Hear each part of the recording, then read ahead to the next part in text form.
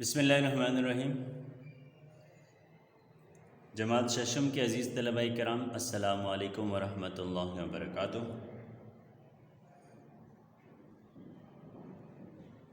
بیٹا، عملی کام کے ساتھ ایک دفعہ پھر آپ کے سامنے حاضر ہیں۔ گزشتہ ویڈیو میں آپ نے سبق سائنس کے کرشمے کی بلند خوانی ملاحظہ فرمائی تھی، جس کا مطلب یہ ہے کہ آئندہ ویڈیو اب ہماری مشق پر مشتمل ہوگی، جو کہ اس وقت آپ کاپی دیکھ کر اندازہ بھی لگا چکے ہوں گے۔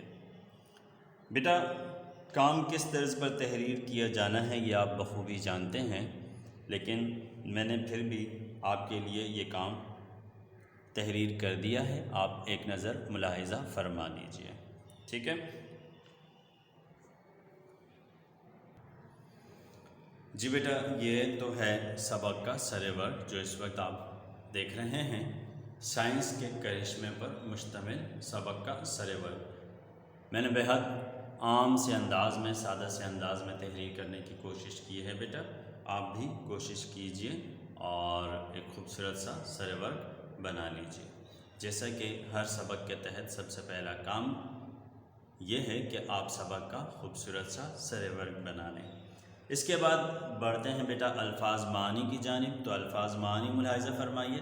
الفاظ معنی جیسے میں نے آپ کو طریقہ کار سمجھایا تھا کہ الفاظ معنی سبق کے ذیل میں بتائے ہوئے الفاظ و معنی اب تحریر نہیں کیے جائیں گے، بلکہ حصہ فرہنگ میں دیے گئے الفاظ و معنی تحریر کیے جائیں گے، جس سے میں آپ کو ابھی متعارف کرواتا ہوں۔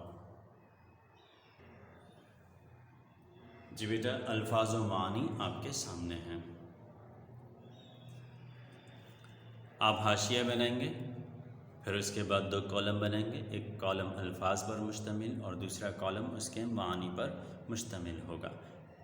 میں الفاظ آپ کے سامنے پڑھ دیتا ہوں۔ دیوتا، تسخیر، سہل، سربستہ، پرآسائش، پیچیدہ، آلات، امراض، محو پرواز، محو پرواز، وبائی، ثمرات، ذی شعور، بیش بہا اور ادویات۔ ٹھیک ہے بیٹا، یہ وہ الفاظ ہیں جو حصہ فرہنگ میں دیے گئے ہیں معانی کے ساتھ۔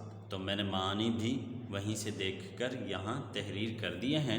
دیوتا کے معنی ہیں بھگوان یا خدا کا اوتار، ٹھیک ہے؟ عام طور پر جیسے میں نے آپ کو ویڈیو میں بتایا گیا تھا، ہندی زبان کا لفظ ہے تو ہندو ہی اپنے خدا کے لیے استعمال کرتے ہیں۔ تسخیر کسے کہتے ہیں بیٹا؟ فتح کرنا، یہ کسی چیز کو مطیع کرنا یعنی فرما بردار بنانا۔ سہل آسان کو کہتے ہیں، سربستہ چھپی ہوئی چیز کو کہتے ہیں، پوشیدہ چیز کو کہتے ہیں، ویڈیو میں بھی اس کی وضاحت موجود ہے۔ پرآسائش آرام پہنچانے والی چیزیں، جیسے کہ میں نے آپ کو مختصراً پر راحت لفظ بتایا تھا۔ پیچیدہ الجھا ہوا یعنی لپٹا ہوا آپس میں، ٹھیک ہے، خلط ملط۔ آلات، آلے کی جمع اوزار کو کہا جاتا ہے یہ۔ امراض، مرض کی جمع۔ محو پرواز یعنی پرواز میں مصروف، اڑان میں مصروف یا اڑتا ہوا۔ وبائی، پھیلنے والی بیماری، ایک کو دوسرے سے لگنے والی بیماری۔ ثمرات، ثمر کی جمع ہے، پھل کو کہتے ہیں، تحفے کو کہتے ہیں، ٹھیک ہے؟ اسی طرح فائدے کے طور پر بھی یہ لفظ استعمال ہوتا ہے۔ ذی شعور یعنی کہ سمجھ رکھنے والا، ہوشیار، سمجھدار، ٹھیک ہے؟ اور بیش بہا، جیسا کہ ویڈیو میں آپ کو بتایا گیا تھا، بیش بہا کہتے ہیں قیمتی چیز کو، اور ادویات دواؤں کو کہا جاتا ہے، ٹھیک ہے؟ اس طرح آپ الفاظ معنی ویڈیو سے دیکھ کر تحریر کر سکتے ہیں۔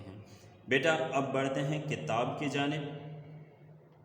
کتاب کی جانب بڑھتے ہیں، جہاں مشق پر مشتمل سوالات ہمارا انتظار کر رہے ہیں۔ امید ہے کہ گزشتہ ویڈیو میں جیسے آپ کو سر ورق بنانے کے لیے اور الفاظ کے معنی تحریر کرنے کے لیے ہدایت دی گئی تھی، یہاں تک کا کام اب تک آپ مکمل کر چکے ہوں گے۔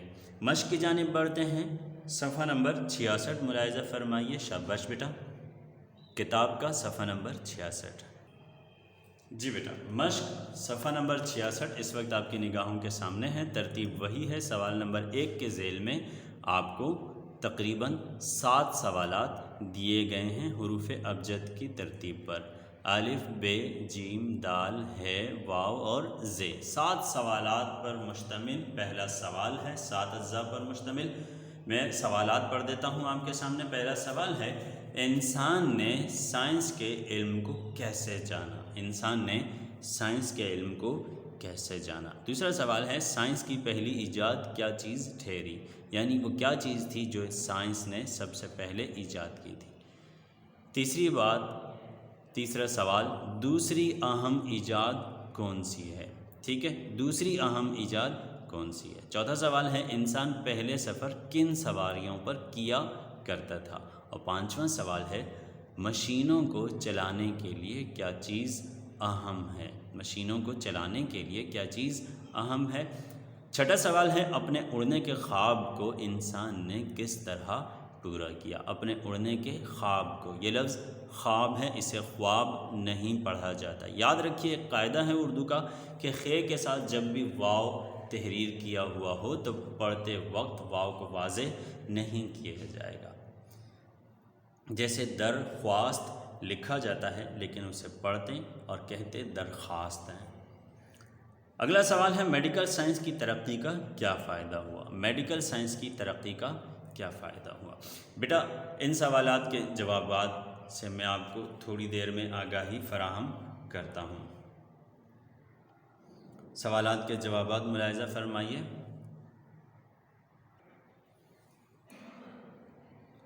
جی بیٹا آپ دیکھ رہے ہیں مشق سوالات مع جوابات کے اس وقت آپ کے سامنے ہیں.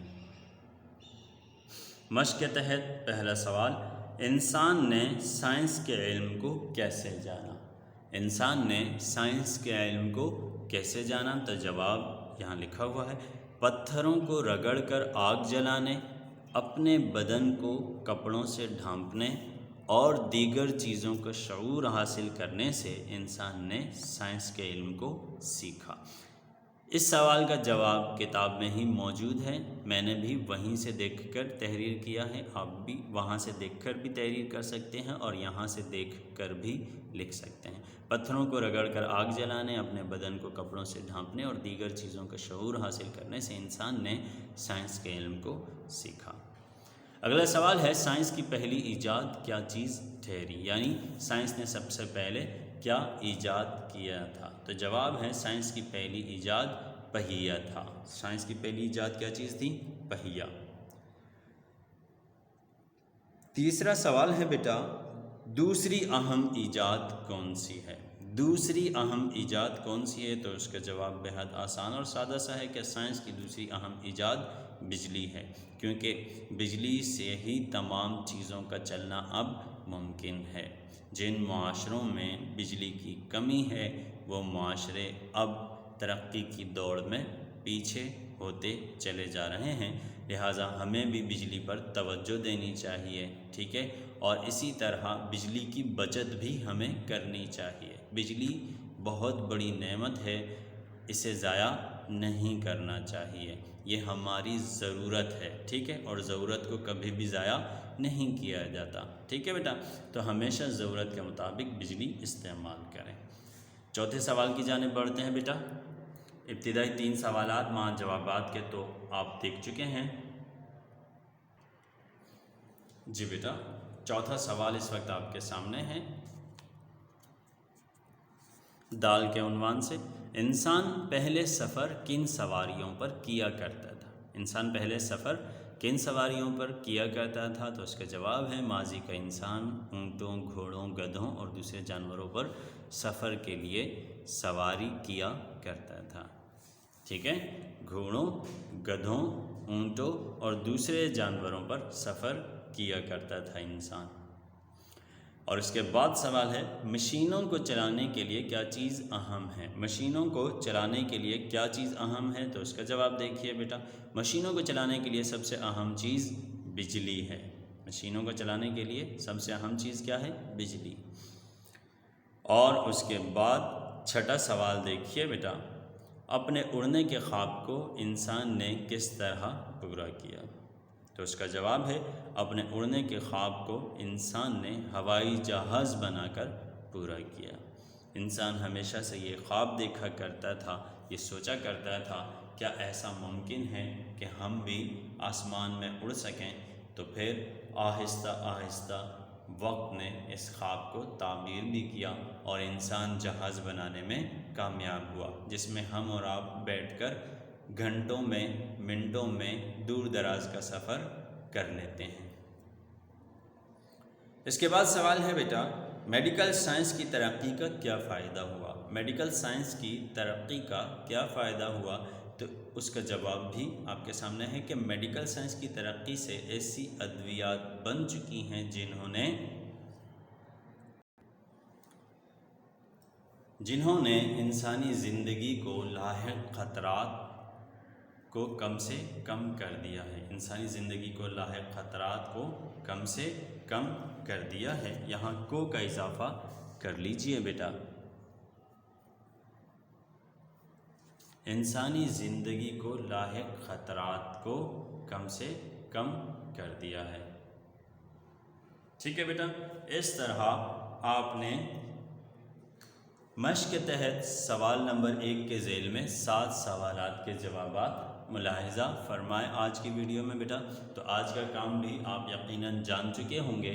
آج کا کام یہی ہے کہ آپ بالکل اسی طرز پر 7 سوالات مع جوابات کے تحریر کر لیں۔ سوال نمبر 1 کے تحت دیے گئے ابتدائی 7 سوالات مع جوابات کے تحریر کر لیں۔